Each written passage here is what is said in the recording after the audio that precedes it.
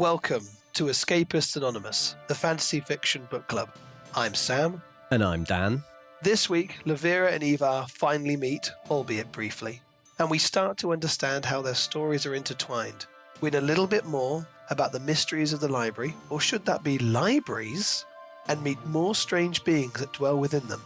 So join us as we discuss what Ivar learns about Clovis's past, the reason behind the assassination plot aimed at Livira, and a whole load more spoilers as we get thoroughly lost amongst the labyrinthine shelves of chapters 18 through 35 of Mark Lawrence's The Book That Wouldn't Burn.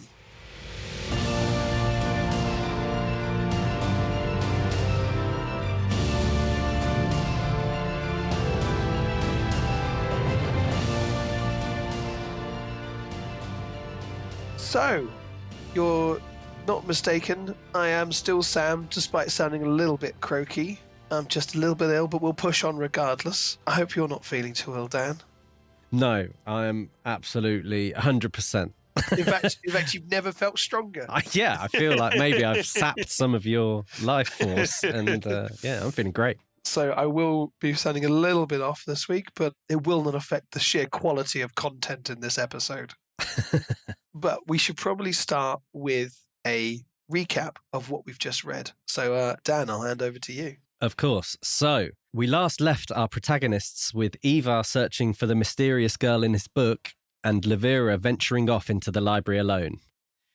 Ivar has a light bulb moment when he realises "find me at the bottom" might refer to the small pool in his library and decides he has to jump in. Livira, having wandered off into the library, meets a haggard-looking mechanical raven who leads her to discover a book that, when opened, engulfs the surrounding area in total darkness.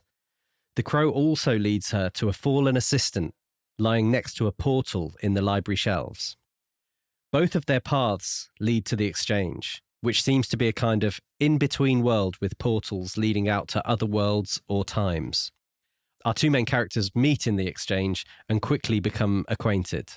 Livira finds the book that she and the other apprentices were sent to find, and she agrees to help Ivar to find the mystery woman he's looking for. But before they can go any further, she's dragged back through the portal to her world and can't return. Ivar enters another portal and finds he is a ghost in Clovis's childhood at the moment when the Sabbers attacked and killed her family and the whole community. He also witnesses the mysterious emergence of the assistant and the soldier from the mechanism. In Livira's world, we join her 2 years later, and she has progressed rapidly as a library apprentice. She and fellow apprentice Arpix are assigned to a task of delivering some books to the laboratory.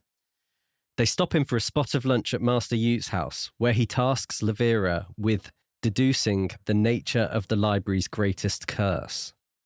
After they leave, they are attacked in a quiet lane, but Maland comes to the rescue, and we find out that he has been employed to keep watch over them. When they reach the laboratory, there is an explosion, and they are almost choked to death by a noxious gas. It seems that Lord Elgar may be behind both the explosion and the thugs who tried to accost them. Soon after, Livira, convinced that the librarians are hiding a great secret, follows one of the assistant head librarians, Master Ellis, into the library for 2 days until she sees him entering the mechanism. After he leaves, she enters, not knowing what it is, and is terrifyingly submerged into the world of her Book of Darkness that she has in her pocket. After escaping, the Raven is sat waiting for her and leads her back to the portal. When Ivar returns to the exchange, having spent at most a day in Clovis's past, Livira is there, but is 2 years older. Livira has a hypothesis that each row of portals relates to one world, but across different times, and thinks that she and Ivar are from the same world, but that she is from Ivar's past. As they are talking, a horde of escapes enter the exchange and attack them. Ivar fights them off, but one of them crashes into Livira and tumbles through a portal with her. Where we've read up to, Ivar has entered another portal where he is a ghost. He walks for miles through the many chambers of the library until he emerges from the mountainside to see Krath City for the first time, and surrounding its walls, there is an army preparing to attack. Does that cover it all? Yeah, I think we got through all of that. It's exciting stuff. I mean, I think the first thing we should address is the fact that we were discussing how long it would take for Eva and Livira to meet. And we debated whether it was going to be soon or maybe not even at all in the book. But it was pretty much the next couple of chapters. Let's just say it. I thought it was going to be ages away, and it turned out to be basically the next chapter. So... But yeah, I was very excited by how they met, actually. It was kind of how I wanted them to meet. Like, it felt very natural. You know, they've kind of existed in isolation, their personalities, and now we've got them meeting. Like, you could immediately feel the chemistry with them, a friendship that was already there. As I've said, I've continued to like Livira more and more. And here, I feel her character really worked in comparison to Eva. Yeah, she's open book. What she's thinking is out on the table, and he's a little bit more reserved and considered. And given this is the first person that he's met outside of the siblings in his whole life, or as far as he can remember, it's a very different experience for him. And he's taking stock of this precocious little girl that's come in like a bit of a whirlwind, I guess, into his life. Yeah. And just imagine what that must be like, the excitement of meeting a whole new person after only having memories of like 4 other people in your entire world. And thank goodness that they're a nice person. What are the chances? You'd be like, you know what? If everyone else is like this, I'm just happy with those ones. I'll go back. Just no more new friends for me. What did you make of? So just before they meet, obviously, we get both sides of the story where he sees these hands being pressed against the black pool that he's seeing, and it basically says he just knew that this was the woman from the book, and then he pulls Livira through, so we get that from kind of both sides of their story, and then the first thing he says is, "You're not her." And I'm just wondering, because jumping slightly ahead, the next time they meet in the exchange, she's jumped 2 years forward. And obviously, when we were discussing in the previous episode, we felt like we were fairly sure that the woman in the book that he's looking for is Livira. Yeah. Do we still think it's her and it's maybe her in a future version? Or do we think actually maybe we were led to believe that it was her and there's going to be a little bit of a, misdirection going on there that provides us with a new potential way forward? My instinct from even the previous episode was to have a little bit of skepticism about whether Livira would be the woman in the book. But there is more evidence to suggest it now. Not just the pulling through the pool, but the fact that we know Livira is in the past of his world, right? It absolutely leaves open the potential that she ages up to meet him. Plus, she could also have written the book that he is holding and he's found. It's just filled with messages to him through time. And there's one part of me as well, because now we know that Eva falls into the mechanism holding a book, because when the assistant and the soldier emerge in Clovis's time, the assistant is, of course, aware that Eva is already in there. There's clearly some kind of plan. But she mentions, oh, he's in there and he has the book. So we know, beforehand we'd theorize, oh, maybe he didn't fall in with one. Maybe he fell in with a person. What if the book that he refound at the start is the book that he fell in there with? Because he doesn't remember what book he had. But I am feeling this potential for this kind of time loop type thing where the book that he finds is the book that Livira is holding, and she's kind of left it for him in the past. So she knows that he has to find it. It could be the Black Book. I don't know if it is the Darkness Book. I wonder if it ties in with the book scrap. The page scrap that Livira had, that the Ravenous is to get returned. Well, now Eva has that scrap. So is this somehow going to be a missing bit from his book? Well, except he doesn't, because right at the very end, he gets whipped it blows away out of his hand. But obviously at the very beginning, she finds it in the dust. So has the timeline that he's gone to with the Sabbers would potentially be... Oh, no, maybe not, because that would mean that the Sabbers attacking Krath City would have to predate Livira finding that scrap. which could have happened because they talk about this whole cycle of dust to dust, and there's progress in the middle, and then it goes back to dust. The interesting thing is that we assume that the Sabbers were the ones who, this inevitable breaching of the city walls, the invasion of the library was the thing that led to Clovis. But we know that the Sabbers came from the pool. Yeah. So does that mean that these two are slightly disconnected? It's not this one single timeline? Clearly the Sabbers and other points have access to the exchange. That's how they're coming out of it.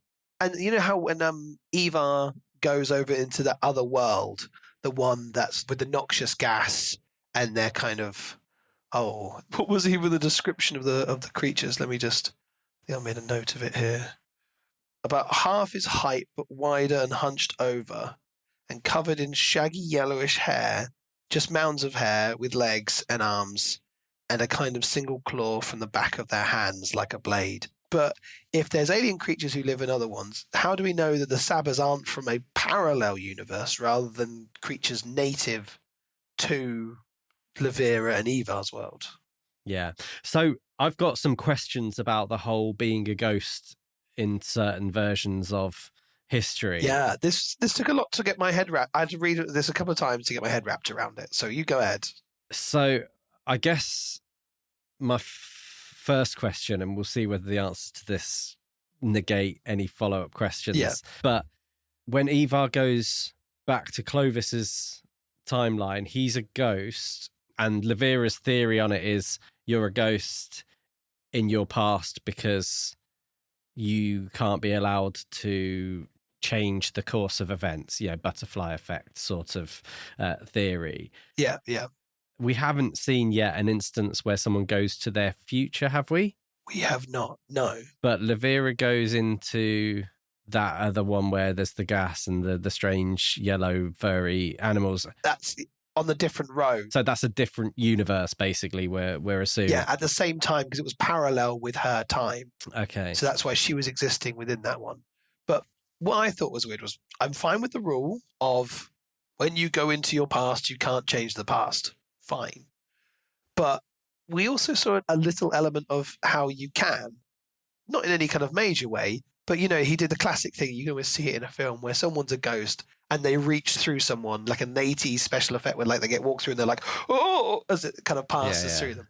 And, he touches, I think it was Clovis's dad's shoulder, and he goes, oh, and touches his shoulder. It's like, well, you've just changed the past because he wasn't going to do that. Okay, yeah. I think when I'm sat there with my own thoughts, having read it, it probably makes less sense than when we're just discussing it. And I think it does sound like there's some rules that I can kind of draw lines around to a certain extent. Yeah. I think the interesting thing is the soldier and the assistant, who I'm now less convinced that they're part of the broader library's assistant type of androidy thing that we were talking about in the last episode. But there are more of them, maybe. But are they the same thing? Because in Ivar's world, we don't see anything else to compare them to. We just have them.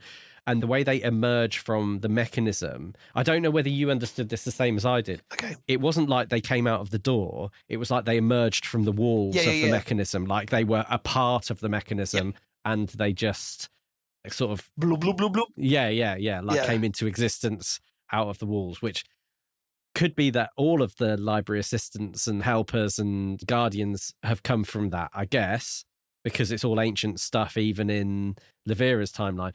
But I'm wondering whether there's something different going on there than there is in the rest of the library. Yeah, okay. And that they're part of the mechanism rather than being something as part of the library. Yes, because we know they exist outside of time because they have a level of almost omniscience.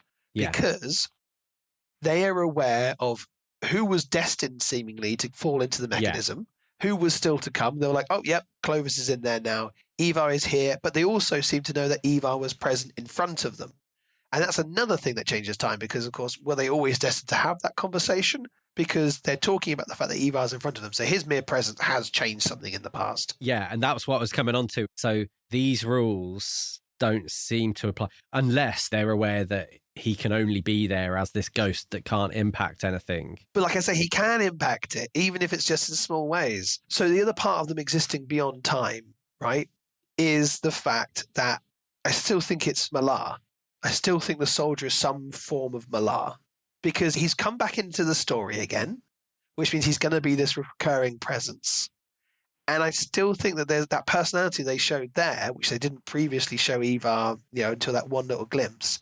It makes me wonder who the assistant is and their personality. If they're not part of the standard assistant system, then they must be formed out of something, someone's memories. Because when Eva touches the soldier, he gets this glimpse of, violence, purest violence. Are those composite memories to create an amalgamation of a being who is pure war leader, and Malar could be part of it?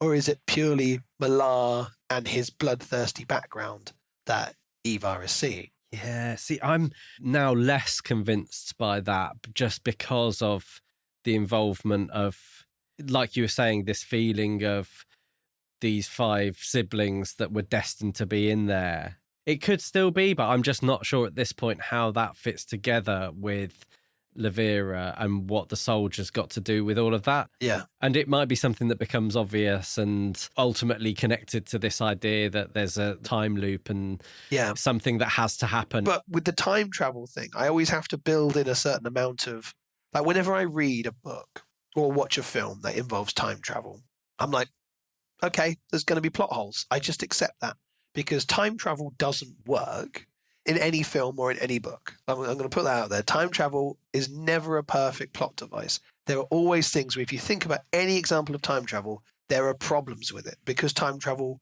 is not a thing that is real, even though we really want it to be.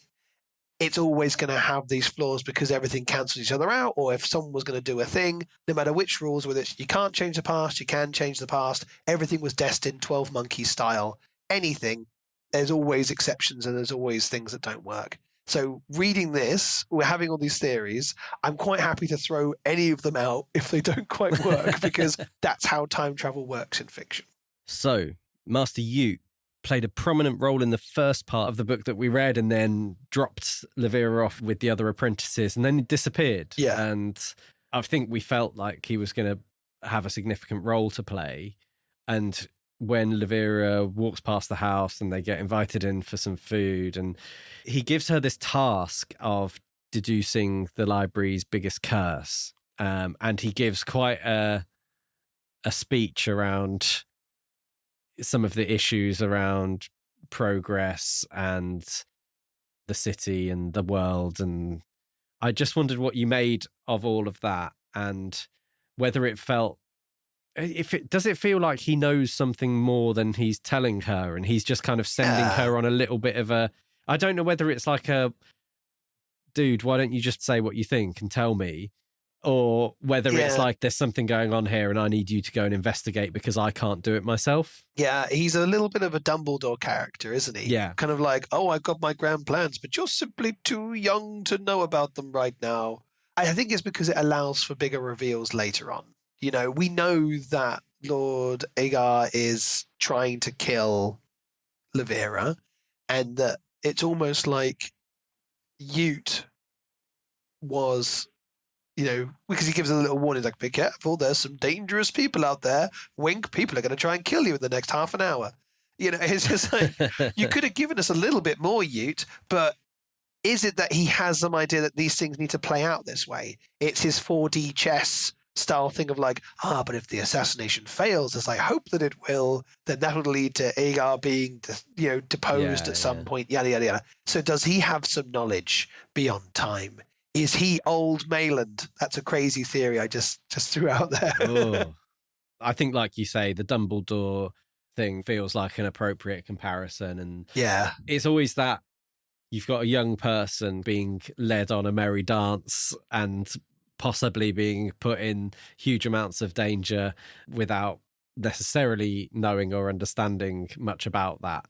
Yeah. But he talks about how he feels like Livira has this potential. Yeah. He says he hopes that when she is grown, she will show them a way out. And the quote is, "Make no mistake, child, we are trapped."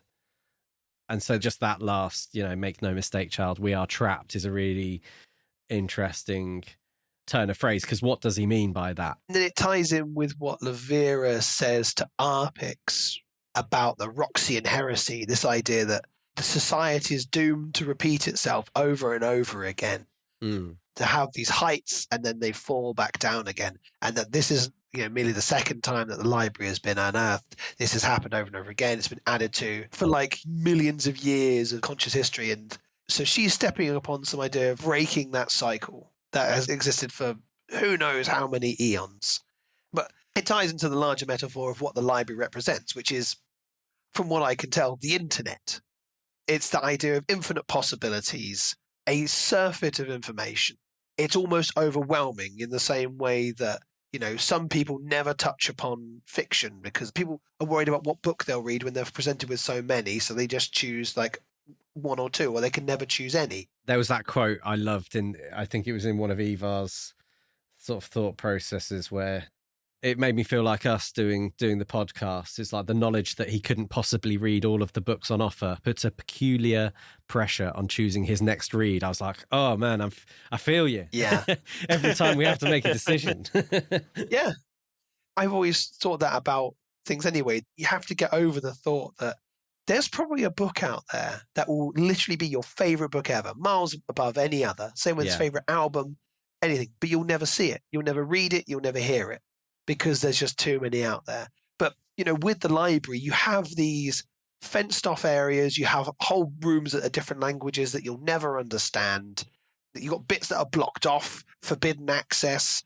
So it just really felt like the internet. And when you combine it with this, the idea that there is so much knowledge, but really the arbiter of who gets to access that knowledge is beyond your control. You've got the aristocracy, you've got the higher ups who are reproducing, packaging, and putting out there the stuff that they deem acceptable. So, it's a way to deal with the information age in a very analog kind of metaphor. Yeah, that's a really interesting analogy, because is it Livira or Arpix who talks about people, whether it's the laboratory or anyone else, they don't request just books on a certain topic. They say, I need you to find me books that say this about a certain topic. So it's that control of information from the people who are kind of using the library as a way to legitimize themselves, in the same way that, like you say, the people use the internet to legitimize their own, whatever it is, political views, because you can find a website saying just about anything if you search exactly for that thing. Yeah. I think the Maland thing still seems like it's going to be relevant. Oh, yeah. And I don't know whether you spotted it, but there's a quote at the beginning of one of the chapters by someone called Maland Shelfborn. I didn't notice that. I'm quite bad with those opening ones. I kind of skim through and be like, oh, it's a cultural reference kind of thing. Yeah, I can't remember what the actual quote is, but it was titled The Library Myth by Maland Shelfborn, and it was in chapter 19. So I don't know if you want to find it. Allow me. It was Jaspers and Irad's grandfather who invented fratricide, and at an early age the brothers resolved to use other means to settle their differences. When Irad raised the first library, a temple to the sin of knowledge, a stone house in which his great-grandmother's original crime could shelter, Jaspers resolved to tear it down. In previous generations a death would have followed. Instead, they found an uneasy compromise, and the echoes of their bickering have rattled down eternity's corridors. Okay, so it's very much the idea that, someone builds up knowledge, another one seeks to tear it down, like the Dark Age, the Light, Yeah. Like I say, I read them, and I just think he's put them in there for extra little bits of world building, and I completely missed that. Yeah, there's a handful of them, actually. And like you, I don't pay a huge amount of attention to them, but one was like Copper David Field. Yeah. So like you were saying in the previous episode, I think we are definitely meant to think this is some kind of future version of our world. And things have been garbled and changed. Yeah. And if it's also alternative worlds, then it could just be that's that particular version in that world. Yeah. So I feel like they are there to kind of give us that sense that we should be thinking about this as a future planet Earth that's probably thousands of years in the future, I would guess. But then also it uses those other things that are not related to popular culture stuff that we would know, but maybe something like that passage by Maland Shelfborn, where it's like, this is the mythology of the people later on in human existence and Yeah. bridging the gap between now and the stuff that we recognize as David Copperfield and thousands of years in the future. Like, let's bridge some of that gap with some cultural references that are made from scratch. But I found it interesting that it was Maland Shelfborn, because I was like, well, Maland, born in a library, probably. Yeah. I mean, you're right. It's absolutely him. And he's adopted a new surname, or that's something he'll be referred to at some point. And to be fair, we don't know when this text is from or anything, but we do know that he was a historian of the library. That was his area of interest. So has he escaped the library and then written something in the past that's come to shape the way that people see the history of the library? And also, like, because they were all spat out on the mechanism way off in the future, if one of them was to use the exchange to go back in time, but after the point after which they were born, but before they got spat out of the mechanism, are they a ghost? Are they a physical person? Yeah, I think maybe that's where some of my confusion is, because whilst I read that and that immediately triggered that way of thinking in my head, I was like, but that would be his past. So how would he physically contribute to something that might impact his future? Either it's going to be explained, or it's going to be the thing you just ignore with the time travel story. Or he figures out how to overcome that problem, and actually finding out what happened to him is a key to unlocking them being trapped. Yeah. As you describes it as. So yeah. I think there's something significantly relevant to Maland, and the fact that it keeps popping into Evar's head, like, I want to know what happened to him. And I wonder how much this could be connected to Yute's daughter, because there's a few references of her dying in the library but never being found. Yeah. Did she meet Maland? Is she actually the person from Eva's book? Does her personality go on to form the assistant? Who knows? But you can just tell that Mark Lawrence, when he stumbled across this idea of what he wanted to do with his storyline, how much fun he's having. He just throws out room after room where just like, you're never going to find out more about the history of that room, but you want to know about them so bad. You've got the room with no shelves. It's just a sea of books. You've got the one where it's all just dust. You've got a completely empty room in amongst all these other ones that are filled with books. I loved it. The one that was all the books written by the subterranean rat spider creatures that were engaged in that huge war. They're all Braille. I was like, he's really enjoyed thinking about all of this. And he knows that he wants to throw in some ideas just to leave them behind. You can kind of pick up on which ones he's just like, just enjoy this. This is just a little feature. And then we don't need to come back to that again. But if they do, you'll be like, oh, I remember when she went through that room. That's cool. But what it taps into, I think, or what it provides a basis for, is Livira having a deeper understanding of any of what's going on in the library than any of the other apprentices, and placing herself in a position in the future, I think, where she's just going to be ahead of everybody else and in a really strong position to get into these influential positions potentially, if she doesn't get herself into trouble in another way first. Yeah. I mean, there'll be a lot of more mistakes before we get to the end of this, I think. Yeah. And picking up on what we were talking about last time, about where she's going to end up in this book, because we're seeing the time skips, we know there's a good chance she's going to be at least similar age to Eva by the end of this book, if not potentially older. Ascending up through the ranks of society, so we might get her going off and being in amongst the aristocracy of the city. But it wouldn't be necessarily like what we thought, which was she's invited as young Livira to one of those things. We're like, look at this strange dust girl coming in here with her bold ideas. It'll be her maybe in her 30s, 40s, 50s, now an established part of society, going toe-to-toe intellectually with all these bigwigs. Yeah. I do wonder what the fact that the next time Livira came back to the exchange, Eva had only been out of the exchange for maybe a few hours, whether that means that Eva might not go back to his own world, or if he does, then that might be the only time he does go back there. Yeah. Because you would think the way that works, the mechanism could have brought them back together when he was much older as well. But it brought them back together. There's a vibe of a doomed love story in the works, I think, here, where they'll never be like the time traveler's wife. Yeah. Where they're never quite at the same point in history for them to ever truly have the connection. But it'll be such a strong relationship and a bond of friendship and that's all it'll ever be. So there'll be a strong love, but it will never be like a romantic thing. It will always be like, just the closest two people can ever get because they've had an experience that no one else has ever been through. Yeah.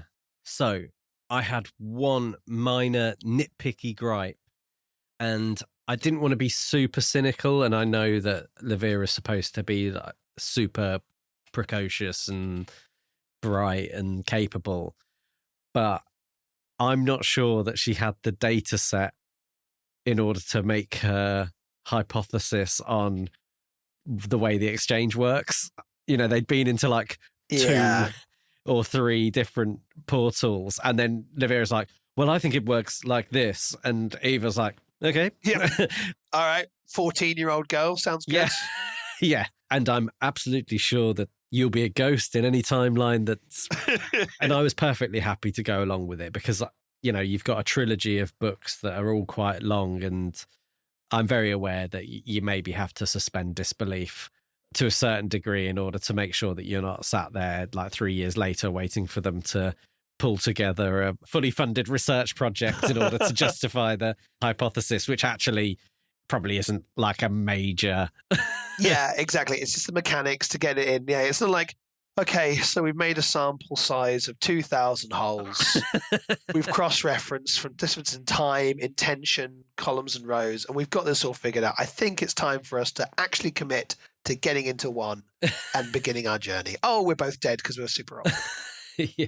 Yeah. So that was just my kind of nitpicky cynicism. Does time pass in the exchange, do you reckon? So it says in one of Ivar's chapters that it doesn't. And it's like he knows that he can spend as much time there as he wants. And when he comes back out in his own, it will be basically the same moment as... I'm not sure whether they would age. Yeah, that's kind of what I mean. Within the exchange. Does it talk about that at all? Or because if it has the power to, when you stand in one of the sustenance circles, it just fills up your tummy. Does it, and it can heal you. Does this mean that in theory it's keeping you in a weird suspended animation? Because it could potentially have the power to do that. Yeah, so I guess the question is it a space that exists outside of time altogether, or whether, time will pass for them in there, but when they return through the portals. Or whether, again, they just never address it because it's time travel and it's like, don't need to answer certain things. Yeah, they might not spend enough time in there for it to become a relevant factor in the story. Sometimes it helps if you don't go and delve into the mechanics too much because it doesn't help you to do that. I mean, that's why Back to the Future works so well, because they use it for what they need to use it for and they don't ask any other things about it. But I think coming back to Escapes, a lot of the activity around Escapes has been around Ivar. And, we talked about the fact that at the very beginning, one of them had tried to say his name. Yeah, you're onto something there. I reckon he's the center of a lot of these attacks. Yeah, so he's gone into the exchange. To be fair, we don't know that Escapes haven't gone into the exchange when he's not there, but he's in there and so are the Escapes. And it would be enough evidence for Livira to form a theory. Yeah, exactly. So there's my data set. That's what my hypothesis is. But yeah, maybe we can just keep that in mind as the plot develops. The interesting thing is when he wants to go and find out how Maland was killed or what happened to Maland, the world shudders and Escapes appear.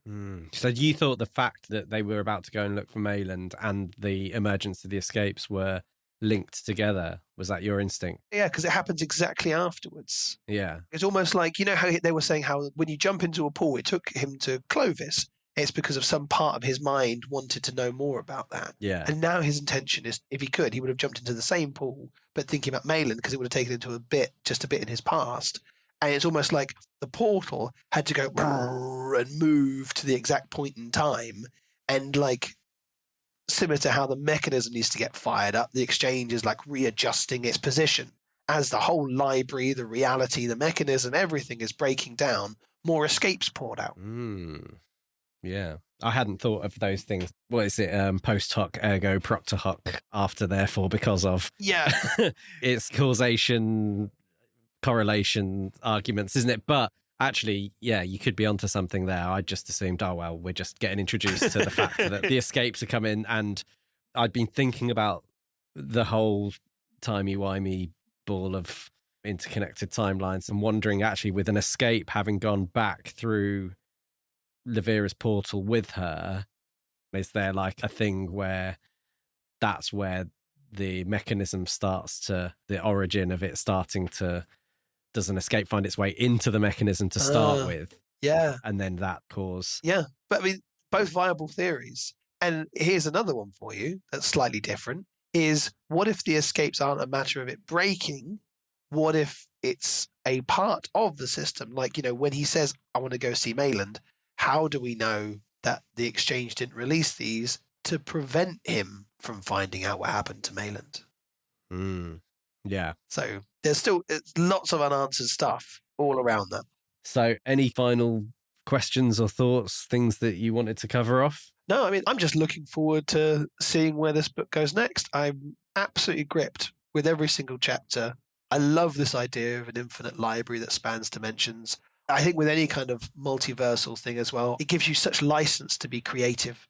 And we're going to see so many other weird creatures. We're going to learn about what world the Sabers potentially come from. And I'm looking forward to getting a whole new perspective on who they are and the reasons why they hate humans so much. We also had a reference to some spidery type of creature that Sabers are terrified of. I think maybe in one of those references at the beginning of a chapter, it talked about something to do with that. So I think there's lots of scope for scary creatures and things like that. And there keeps being these mentions of, are they called Cratalax? Yes. And we haven't seen one of them yet, but they sound, I think, like long dangly limbs and very scary, but we haven't actually come across anything. But Livira's mentioned them a few times. Yeah. Obviously, we met a dust bear and we've had the Sabers and these strange yellow hairy creatures. Yeah, those ones. And not to mention the assistants and the helpers and whatever the hell they actually are in reality. Yeah. I think there's so much going on in this book. We've got so many competing theories, and I'd be really keen to hear if anyone out there has any other theories and what anyone else, the listeners, think about any of what we've said. Yeah, and obviously we say every episode, do get in touch via social media at Escapists Anonymous Pod on Instagram, TikTok, YouTube, Facebook, etc. And we've had some lovely messages saying people are enjoying the podcast so far, but it would be great if you do want to send us what your thoughts are on the book. And if you do, then we can make time and read out and have a think about some of your theories as well and what you've enjoyed. Oh, we'd love to. There's probably a bunch of stuff we haven't even thought of that will either completely undermine what we're thinking or just absolutely blow our minds. So I'd love to hear it. Yeah, don't be shy. Drop us a message. And even if you're coming to it a few weeks after we've dropped the episode, we still want to hear from you, even if we've moved on to another book. And you know what? If we get enough people getting in touch with us, then we can always add in short bonus episodes and just cover off people's thoughts. Yeah. And we want this to be a back and forth and a book club, ultimately. It's a dialogue, an ongoing dialogue. If you're enjoying it and you want to support us, then recommend us to a friend, give us a rating, leave us a review on whatever podcast platform you use. If it allows you to do that, that's all really helpful. So in the next episode, we will read chapters 36 to the end of 52. So yeah, get reading and join us for that one in a couple of weeks' time. And all that's left to say is goodbye from me. And it's goodbye from me.